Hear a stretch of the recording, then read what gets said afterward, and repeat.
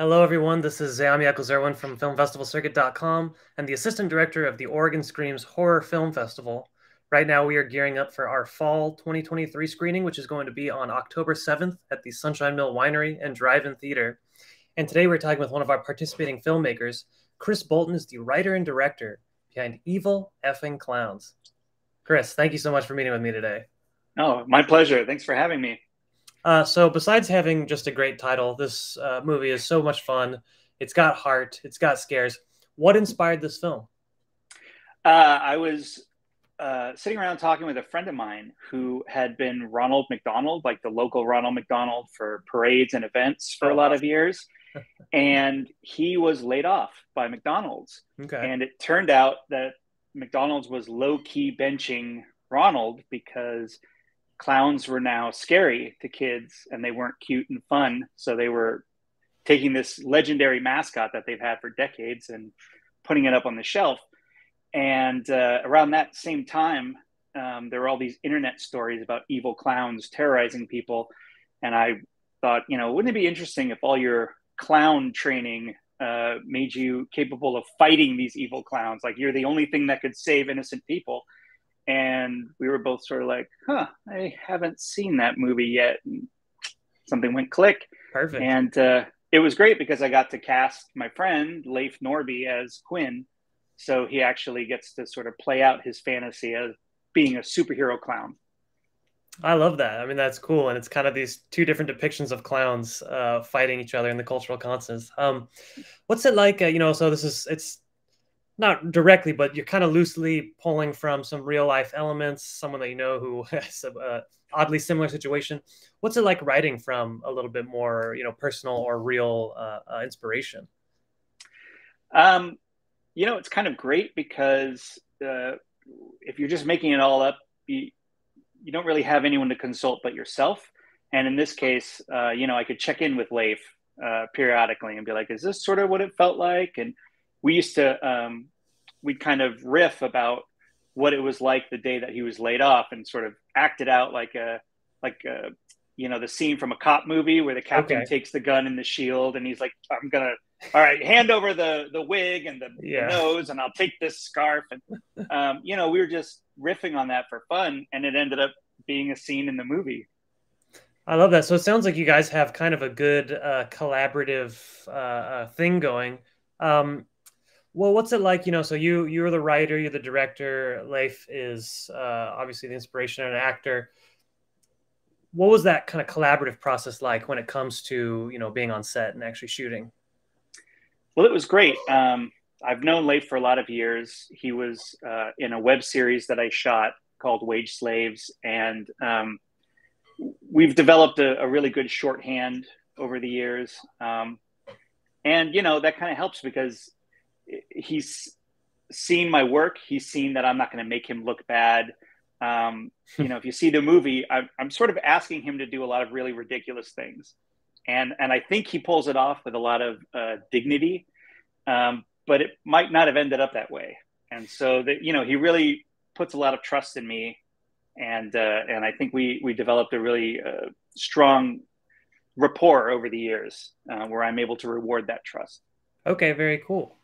So this film, it's got a great look. It's very professionally done, very well done. What was the cast and crew like, and what was that kind of just on-set dynamic like? Was it stressful? Was this a fun shoot? It was amazing.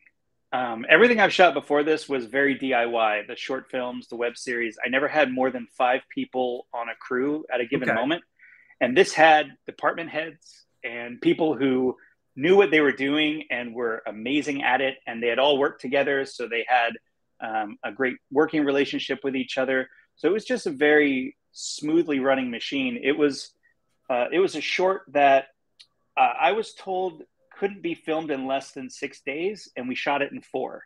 Wow. And kind of nobody could believe it, but I can because everybody was so incredibly professional at what they were doing. Okay, awesome. It really helps to have that well-oiled team that can, especially in an independent film where there's things can go wrong and there's not a lot of Mhm. budget to just, grab another day. Yeah. Well, tell me, what did you learn from this process? Sounds like this is your first kind of big professional production with a lot of people. What was that process like? What did you learn from this? Um, I learned a lot of really interesting lessons. One of them is to always get coverage, even if you don't think you're going to need it, Okay. even if you've got this beautiful one take, two-person shot all plotted out in your head, and you're sure this is exactly what you're going to want. Always get something to cut away to. Okay. So very valuable lesson. I love that. Yeah, that's a great kind of piece of the puzzle. Just having that material, that raw material in the editing room. I mean, Mm-hmm. you're only going to regret it if you don't have those options.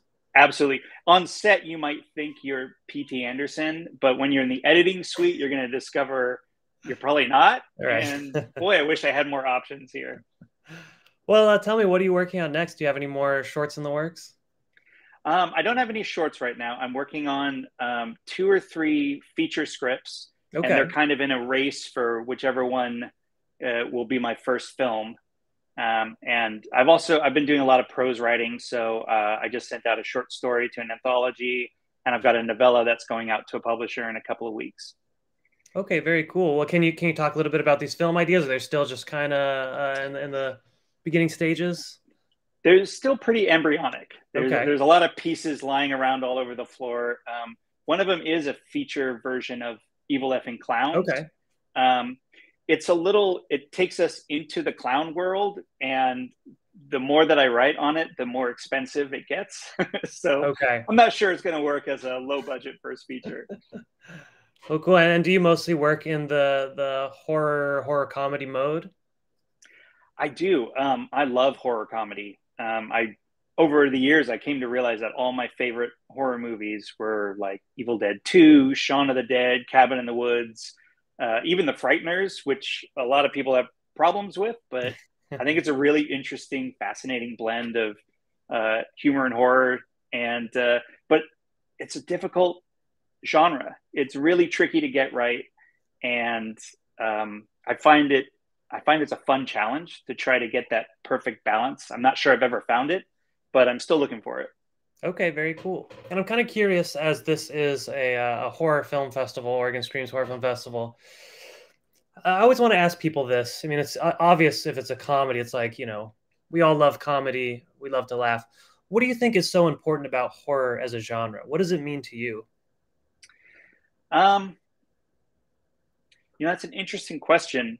I think it means something different to me from some other people. Like Okay. I'm the person that my friends don't like to go into the haunted house with me because they are running and screaming ahead, and I'm like stopping to look at all the detail. Oh, how'd you do that? Oh, that's amazing.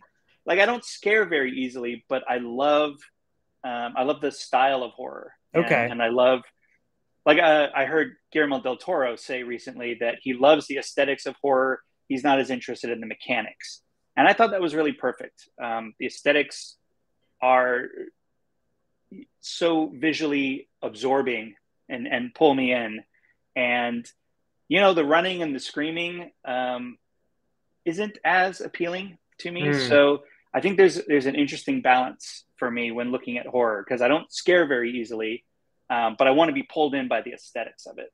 Okay. Wow, that's a great answer. One of the most different takes that I've ever heard. Very cool. Well, is there anything else you'd like to add about Evil Effing Clowns? Oh, just that I'm, really excited to have it in front of audiences, and I'm grateful to Oregon Screams. I can't wait to see it. I've never seen it on, a drive-in screen, so that Okay. will be an absolutely new experience. It's going to be so cool. I know people are going to love this one because it's just fun from the first frame to the credits. I mean, Evil Effing Clown's it's gonna soar by, and people are really going to love it at the Oregon Screams Horror Film Festival, October 7th. And yes, like you said, it's going to be in a drive-in, huge screen in the Columbia River Gorge. It's like Wow. so beautiful and so scary at the same time. It's just really I think the perfect screening for Evil Effing Clowns specifically. I cannot wait to see what people think about that one. Anyway, thank you so Oh, much, Sam, Chris, and I'm looking forward to seeing more work from you. thank you. I appreciate that. All right, take care. Yeah, take care.